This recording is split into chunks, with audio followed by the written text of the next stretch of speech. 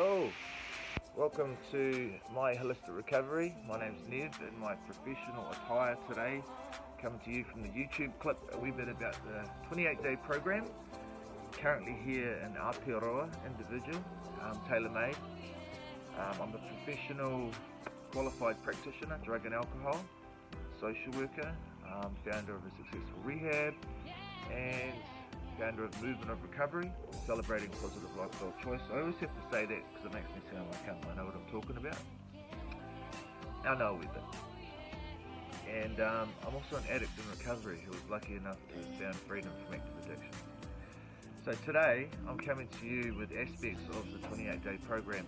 Previously was an introduction to the paradigm of the 4 A's, which follows like week 1, week 2, week 3, week 4.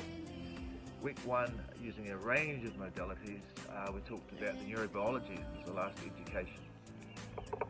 Today's education is a quick brief into the methodology behind using mindfulness and yoga and how that intertwines with other modalities that are used within the 28-day program, like cognitive behavioural therapy and many other self-searching tools to find oneself and peace of mind, clarity, to face life's challenges without using substances or needing to escape. Yeah. So we're still on the first week of education. So I'm going to take you guys step by step through each aspect of how this program works individually, and that depends on where the person's at that's seeking help. I walk alongside them.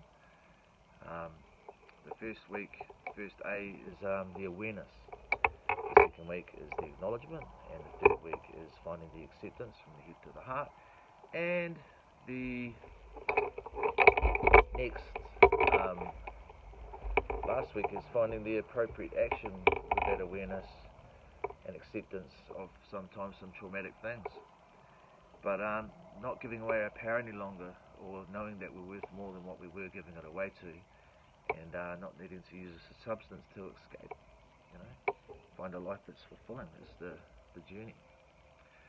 So last education was about the neurobiology of addiction. We're not bad people.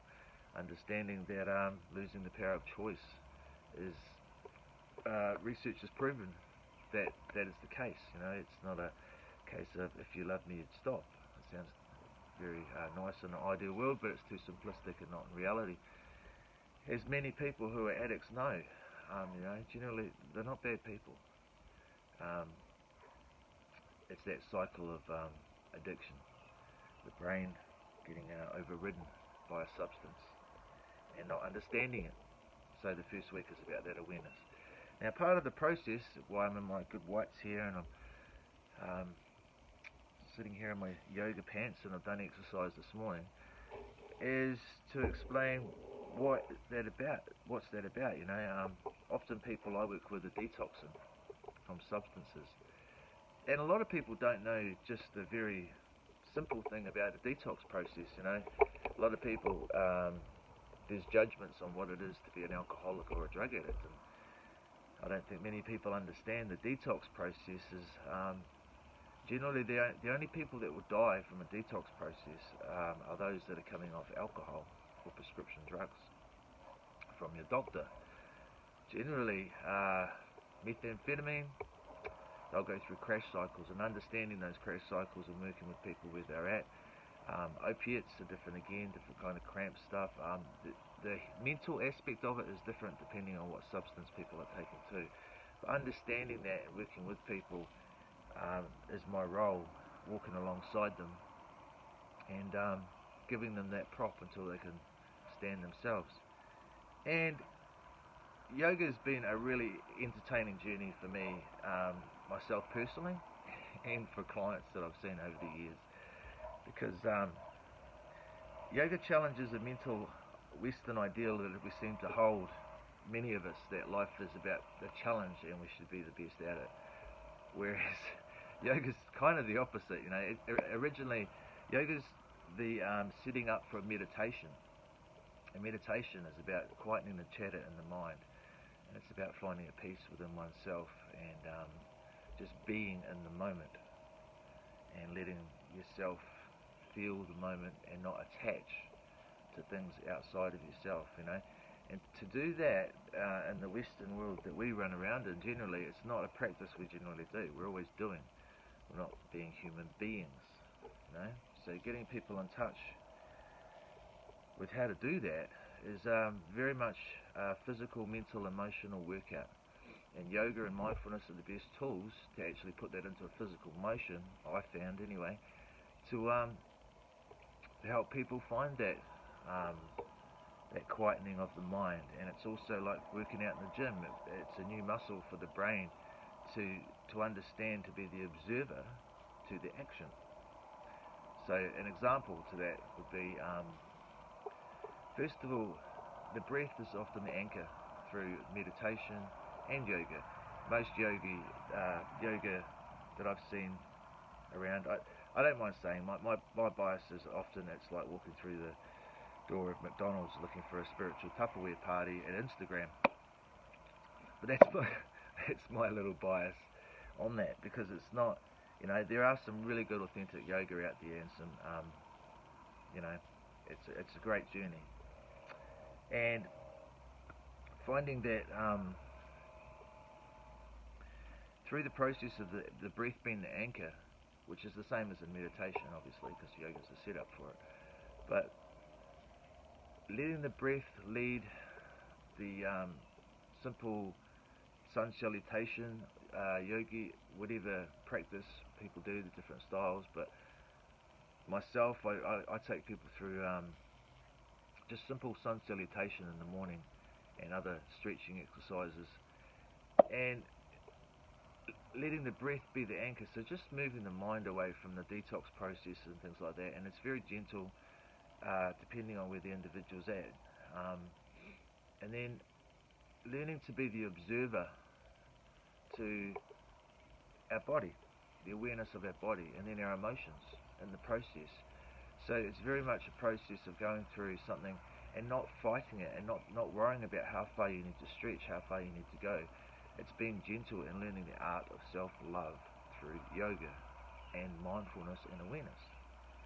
And that research shows in modern addiction therapy, mindfulness is a massive tool and helps people stay away and get out of addiction, you know, very well, because it brings about that awareness of oneself and how the little mind talks to you, which is also tied into the CBT, which we do daily, teaching people in the first week about cognitive behavioural therapy, the head, the heart, and the hand.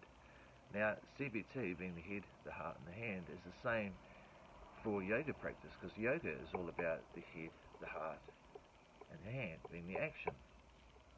So learning to just be aware of our breath, and instead of our mind leading the action, having the breath lead the action. Wait for the breath, pause, and be gentle with oneself and go through the process. You know, be the observer to the process. It sounds, I'm not sure how it sounds actually, but generally in the 28-day program, at first, you know, people are struggling, and that's good, and it's okay to struggle, because life's going to be a struggle once they let, well, there will be struggles. It doesn't have to be a struggle.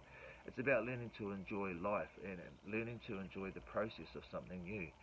So something new within the first week for many people is the aspect of yoga, mindfulness, and meditation. And at first it can be really frustrating, but the only person they're fighting in that process is themselves. And if it's used in the right way as a process to allow oneself not to be perfect, and go out there and be gentle on yourself, and learn to do new things in life to inspire your spirit, whatever that may be. For me, it was learning to surf, you know, at 30 like a drowned fish. But I learned that it's okay, and I didn't have to look the best at it. I had to learn to love myself and be the best teacher to myself. And through mindfulness, yoga, things like that within the program, that's the reason I choose to use mindfulness and yoga in the first week, because it goes hand in hand with many modalities that help people find the best way to live lives abstinent free. It helps them find themselves, it helps them understand themselves, and it's a massive learning tool. And after 28 days of repetitive, they come to find themselves in that process. So with that, the one word I never understood, but understood a wee while ago, was namaste. Namaste means to the divine in you or in myself, and just appreciating something called a practice. And that's what it is. So welcome to My Holistic Recovery, and enjoy a beautiful day. If you need help or a loved one, please look at our website, www.myholisticrecovery. I can help.